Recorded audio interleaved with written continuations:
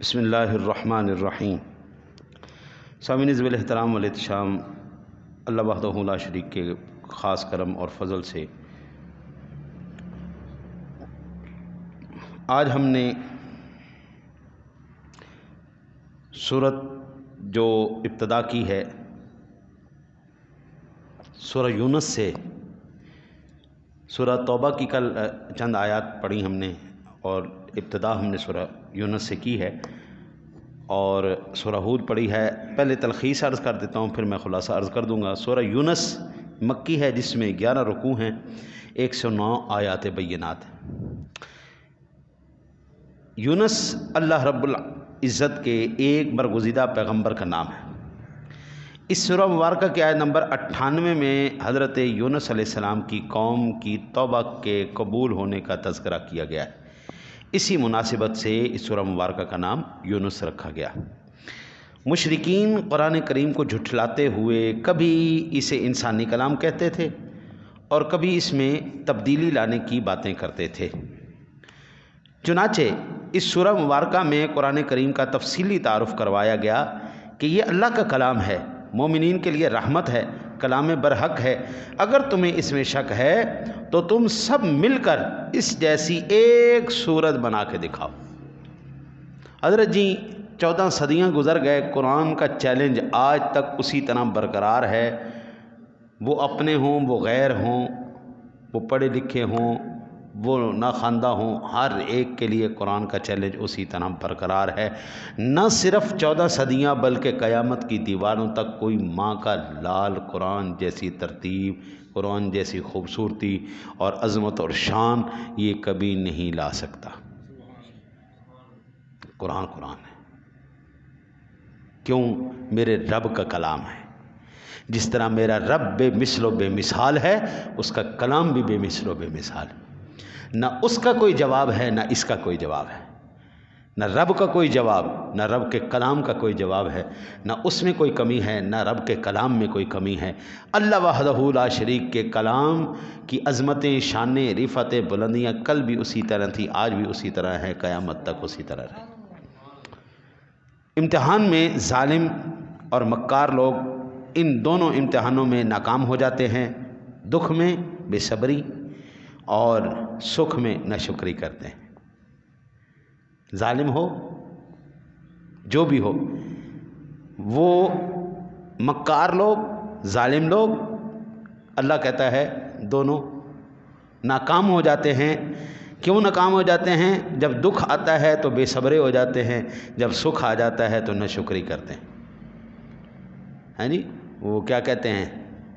جب خدا حسن دیتا ہے نزاکت آ ہی جاتی ہے۔ پیسہ آ جائے، ہاں جی، آکڑ آ ہی جاتی، اور نواں پیسہ آئے تو بندے نو چین تے نہیں ہوندا، توے دے اوتے این چھٹے تے نہ پڑک پڑک کردا ہے بندہ۔ ہاں جی، تھوڑا جا بھی پیسہ آ گیا تو پھڑکدا کدھر جاندا، ہائے میں اے بھی لے لواں، ہائے اے بھی لے لواں، ہائے میں اے بھی لے لواں، اے بھی میرے کول ہوئے، اے بھی میرے کول ہوئے۔ اللہ کہندا اے نہیں شکر ہی نہیں، رب نے دیتا ہے ٹھنڈی کر کے کھاؤ۔ ہاں جی، پھر اللہ اپنی تدبیر چلاتا ہے۔ اس کے فرشتے ان کے مکر و فریب کو ان کے اعمال ناموں میں درج کرتے رہتے ہیں۔ مشرکین مکہ اللہ تعالیٰ کو خالق اور رب تسلیم کرتے تھے، لیکن اس کی عبادت اور اطاعت، اس کی الوہیت اور اس کی حاکمیت اور تشریع میں شرک کیا کرتے تھے۔ چنانچہ اس سورہ مبارکہ میں رب کا صحیح تعارف کروایا گیا ہے۔ ٹھیک ہے جی، 335 آیات مقدسات میں۔ آج نا جی آپ یہ ادھر چلے جائیں نا انڈیا میں، بلکہ انڈیا جانے کی ضرورت ہے، اب تو نیٹ کے اوپر زندہ باد۔ آپ سکھوں کا عقیدہ دیکھ لیں، آپ ان کی کتابوں کا کچھ مواد پڑھ لیں، آپ ہندوؤں کا پڑھیں، آپ عیسائیوں کا پڑھیں، آپ یہودیوں کا پڑھیں، آپ نیچریوں کا پڑھیں، وہ یہ بات تسلیم کرتے ہیں کہ اللہ ہے، یہ تسلیم کرتے ہیں۔ ہندو بھی پرماتما کہتے ہیں، ایشور کہتے ہیں، پرماتما کہتے ہیں، ہے نا؟ سکھ بھی اللہ کو مانتے ہیں، عیسائی بھی اللہ کو مانتے ہیں، یہودی بھی اللہ کو مانتے ہیں، ہر مکتبہ اب الگ پھر انہوں نے آگے اللہ کے ساتھ شرک کرنے کے لیے آگے انہوں نے اپنے سہولت کار بنا لی۔ وہ پرماتما تو ہے، وہ ایشور تو ہے، لیکن یہ ہمارے پیسوں کی دیوی ہے، یہ ہماری طاقت کی دیوی ہے، یہ ہماری فلانی وہ پیسے دے پیچھے، شہرت دے پیچھے مر گئے۔ اللہ وحدہ لا شریک نے اس صورت میں ان لوگوں کا رد کیا ہے کہ یہ اچھا بھئی اللہ کو ماننا ہے، ہاں جی، ایک طرف تم کہتے ہو رب ہے، دوسری طرف اس کے شریک بھی بنا رہے، ایک طرف کہتے ہو اللہ ہے، دوسری طرف تم اس کا شریک بھی پیدا کر رہے ہو۔ یہ تھا سورہ یونس کا خلاصہ۔ سورہ ہود کا خلاصہ بھی سماعت فرما لیں۔ سورہ ہود مکی ہے، جس میں 10 رکوع اور 123 آیات بینات ہیں۔ ہود علیہ السلام اللہ رب العزت کے ایک جلیل القدر پیغمبر کا نام ہے۔ اس سورہ مبارکہ کے 5ویں رکوع میں ہود علیہ السلام اور ان کی قوم کا ذکر ہے۔ اسی مناسبت سے اس سورہ مبارکہ کا نام ہود رکھا گیا۔ مکی زندگی کے آخری سالوں میں جب کفار مکہ نے حضور علیہ السلام کی دعوت حق کو پھیلنے سے روکنے کی بھرپور کوششیں کیں اور کرتے رہے، اور آج بھی یہ کر رہے ہیں، حضور نبی اکرم صلی اللہ علیہ وسلم کے دین کو پھیلنے کے لیے، دعوت حق کو پھیلنے کے لیے جو بھرپور کوششیں کیں، ان حالات میں یہ سورہ مبارکہ نازل فرما کر اللہ تعالی نے دلائل کے ذریعے کفار اور مشرکین کے نظریات کی تردید کے بعد اقوام گزشتہ قوم نوح، قوم عود، قوم سمود، قوم لوط، قوم شعیب اور قوم فرعون کے واقعات بیان کر کے یہ بات واضح کی کہ انسانوں کے 2 گروہ ہیں۔ ایک وہ گروہ ہے جس کی زندگی اور جدوجہد اور عمل کا ہدف صرف دنیا ہے، وہ ہر وقت اسی کو زیادہ سے زیادہ بنانے میں لگا رہتا ہے۔ حضرت جی آپ دیکھ لیں نا، ایک ہمارا مکتبہ فکر ہوا، یہ اڑنے والی اس نے گاڑیاں بنا لی، اشارے کے ساتھ، آواز کے ساتھ، ریموٹ کنٹرولوں کے ساتھ انہوں نے ساری لائٹیں، پکے اور نم پرلم ہر چیز انہوں نے، گاڑیاں انہوں نے رکھی، اربوں روپے کی گاڑیاں، جہاز رکھے، یاٹ رکھے، بس دنیا ہی دنیا ہے۔ دنیا کے اندر ہر ایک آسائش، آسانی، ایک مکتبہ فکر کا ایک ہی، بھائی چھوڑو دنیا خریدو، دنیا کماؤ، اور دنیا کے اندر ہی ہم نے ختم ہو جانا ہے، فنا ہو جانا ہے، اس لیے جو آتا ہے آنے دو۔ دوسرا گروہ وہ ہے جو دنیا کے ساتھ ساتھ آخرت سنوارنے کی کوشش بھی کرتا ہے۔ پہلے گروہ کی مثال اندھوں اور دوسرے گروہ کی مثال بینائی سے سرفراز لوگوں جیسی ہے۔ اندھوں اور دوسروں کی مثال بینائی، اندھا اور نابینا، نابینا اور بینا، کیا یہ دونوں ایک برابر ہیں؟ نہیں جناب، نابینا اور بینا کبھی برابر نہیں۔ اندھے لوگ، ان کو ابھی تک اس بات کا نہیں پتہ چلا۔ حضرت جی یہ آپ کو یاد ہوگا شاید، اللہ وحدہ لا شریک اپنے دین کی سربلندی کے لیے نا جی کبھی کبھی ایسے واقعات رونما فرماتا ہے، ایسے اپنے کرشمے، قدرت کے کرشمے دکھاتا ہے، بندہ حیران رہ جائے۔ سن 1925 کے اندر میرے آقا نبی اکرم صلی اللہ علیہ وسلم کے والد گرامی حضرت عبداللہ اور 17 صحابہ کرام علیہم الرضوان کے قبروں کو جب کھولا گیا، توسیع، حرم پاک کی توسیع کے دوران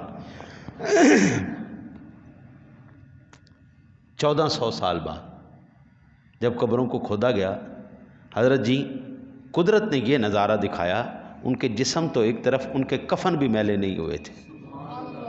14 صدیاں گزر، اس وقت کے جتنے بھی میڈیا تھے، جو بھی اخبار تھے، انہوں نے اس خبر کو نوٹ کیا، انہوں نے اس خبر کو، 56 اسلامی ممالک کے سربراہان اس وقت تھے۔ حضرت جی آپ یہ دیکھیں، صدیاں گزر جانے کے بعد بھی جن کے کفن تک میلے نہ ہوں، باقی میرے رب نے ایک نظارہ رکھا ہے، ایک نظام رکھا ہے، وہ کرتا ہے، نظام چلاتا ہے۔ عام مسلمان کے جسم مٹی میں مٹی بھی ہو جاتے ہیں، لیکن اللہ نظارے دکھانے کے لیے، بھائی یہ نہ سمجھنا، میرے آقا نبی اکرم صلی اللہ علیہ وسلم نے ارشاد فرمایا، ان اللہ حرم علی الارض ان تأکل اجساد الانبیاء فنبی اللہ حی۔ اللہ نے انبیاء کرام علیہ السلام کے جسم مبارک، اجساد مبارکہ کو مٹی پر حرام قرار دیا ہے. کوئی بھی مٹی ان کے جسموں کو نہیں کھا سکتی. اللہ کے نبی اپنے مزارات میں زندہ ہیں. 2018 کے اندر داعش نے حملے کیے انبیاء کرام علیہ السلام کے مزارات کو انہوں نے اڑایا. تو اس میں حضرت یونس علیہ السلام کے مزار پر بھی انہوں نے بم لگا دیا. یونس علیہ السلام کے مزار شریف پہ بھی بم لگایا. اللہ وحدہ لا شریک کی قدرت کا نظارہ یہ دیکھو، پوری بلڈنگ اڑ گئی لیکن آپ کی قبر مبارک کو کچھ نہیں. اور انہوں نے بم لگایا خاص آپ کی قبر شریف کے اوپر. وہ قبر کا حصہ پھٹا تو صحیح، کھلا تو صحیح، جس آپ کے جسم مبارک سے آپ کا پیر مبارک صحیح سلامت باہر آ گیا، بالکل عین جی میں زندہ انسان سو رہا ہوتا ہے اور اس کا پاؤں ہوتا ہے اس طرح. تو اس لحاظ سے میں نے نبی کے قدم مبارک کی بھی زیارت کی. اس بم کی وجہ سے وہ سارے جو قرآن نے واقعات بیان کیے تھے نا، ان کے مزار کے نیچے ساری خندق اور وہ غار کھلی اور اس کے اندر وہ سارے ان کے آثار قدیمہ کے ساری چیزیں آ گئیں. اور وہی قصہ جو یونس علیہ السلام کے زمانے کا تھا وہ تحریر کیا ہوا وہاں سے سارا نکل کے آیا تصویری ڈاکومنٹری کے صورت میں. اور قرآن نے جو بیان کیا وہ اسی طرح نکلا ہے. ہزاروں سال پہلے کی بات، یونس علیہ السلام. اور اسی طرح جس طرح یونس علیہ السلام کا ذکر خپاک قرآن پاک میں کہ مچھلی نے آپ کو جو ہے کھا لیا، مچھلی کے پیٹ میں رہا، وہ پوری کی پوری جو ہے نا جی کہانی اس کے اوپر لکھی ہوئی. حضرت جی بم لگا دیں، جو مرضی کر دیں، میرے نبی نے کہا ہے کہ زمین انبیاء کے اولیاء کے جسموں کو نہیں کھا سکتی تو نہیں کھا سکتی. آپ جس بھی اللہ کے ولی کے مزار شریف کو کھول کے دیکھیں گے، بشرطے کہ اللہ کا ولی ہو، اس کا جسم بھی سلامت ہوگا، اس کا کفن بھی سلامت ہوگا. یہ شہیدوں کو جب مزارات کو کھولا جاتا ہے حضرت جی اسی طرح مسکراتے ہوئے باہر آتے ہیں. یہ اسلام کی جو ہے نا جی وہ ایک میں کہہ لیں حقانیت ہے، صداقت ہے، جو آج ہم پر ظاہر ہوتی جا رہی ہے. اقوام گزشتہ کے ان واقعات میں ایک طرف تو عقل و فہم اور سمع و بصر رکھنے والوں کے لیے عبرتیں اور نصیحتیں ہیں، دوسری طرف حضور نبی اکرم صلی اللہ علیہ وسلم اور اہل ایمان کے لیے تسلی اور ثابت قدمی کا سامان اور سبق ہے. ان قصوں میں اس شخص کے لیے عبرت ہے جو عذاب آخرت سے ڈرتا ہے، کیونکہ جس نے نافرمان بستیوں پر کل عذاب نازل کیا تھا وہ آج بھی سرکش قوموں کو اپنی گرفت میں لے سکتا ہے. حضرت جی اللہ کل بھی اللہ تھا، اللہ آج بھی اللہ ہے. اللہ کل بھی قادر و قدیر تھا، اللہ آج بھی علی کل شیء قدیر ہے. اگر کل وہ قوموں کو تباہ و فنا کر سکتا ہے تو کیا آج اس کی قدرت سے باہر ہو گیا؟ حضرت جی ہم ابھی تک اس ٹیکنالوجی تک نہیں پہنچے جو ہماری پچھلی قومیں استعمال کر کے جا چکی ہیں. ہم ابھی تک اس ٹیکنالوجی تک نہیں پہنچے، ہم ابھی بہت پیچھے ہیں ان سے. اگر وہ قومیں تباہ ہو سکتی ہیں نا قبلہ تو ہم کوئی لاڈلے نہیں ہیں. گل ہوئی ہے کتیا تیرا نہیں تیرے سائیاں دا منہ صحیح، تیرا نہیں تیرے سائیاں دا منہ. ہائے ہائے ہائے، ہماری تو شکلیں عقلیں عمل ہے ہی کوئی نہیں، صرف سونے نبی کا چہرہ انور ہے جو رب سونا اس کے صدقے ہمیں عذاب نہیں دے رہا. ہم بچے ہوئے ہیں تو صرف سونے نبی کے صدقے بچے. صحابہ کرام رضوان اللہ علیہم اجمعین نے ایک مرتبہ آپ صلی اللہ علیہ وسلم کی داڑھی مبارک میں سفید بال دیکھے تو کہا یا رسول اللہ صلی اللہ علیہ وسلم بڑھاپا بڑی تیزی سے آ رہا ہے. تو آپ نے مجھے فرمایا مجھے سورۃ ہود، سورہ واقعہ، سورہ مرسلات، سورۃ النبا اور سورۃ التکویر نے بوڑھا کر دیا. حضور آپ کیا سمجھتے ہیں کہ کلام کا وزن کوئی تھوڑا ہوتا ہے؟ فکر کوئی تھوڑی ہوتی؟ حضرت جی عام بے فکر آدمی وہ جوان بھی رہے گا، اس کے بال بھی کالے رہیں گے. جو فکر مند آدمی ہے وہ جوانی سے بڈھا ہو جائے گا. فکر بڑی بڑی کمال چیز ہے حضرت جی، بندے کو ہر لحاظ سے بالکل بٹھا کے رکھ دیتی. اور میرے نبی سونے سے زیادہ کس کو فکر تھی امت کی؟ میرے نبی سے زیادہ کسی کو کسی کی فکر. یار وقت بڑا طویل ہو گیا، میرا تو دل تھا کہ میں آگے تفسیر کرتا، خیر زندگی رہی تو انشاءاللہ پھر کبھی میں تفسیر عرض کروں گا.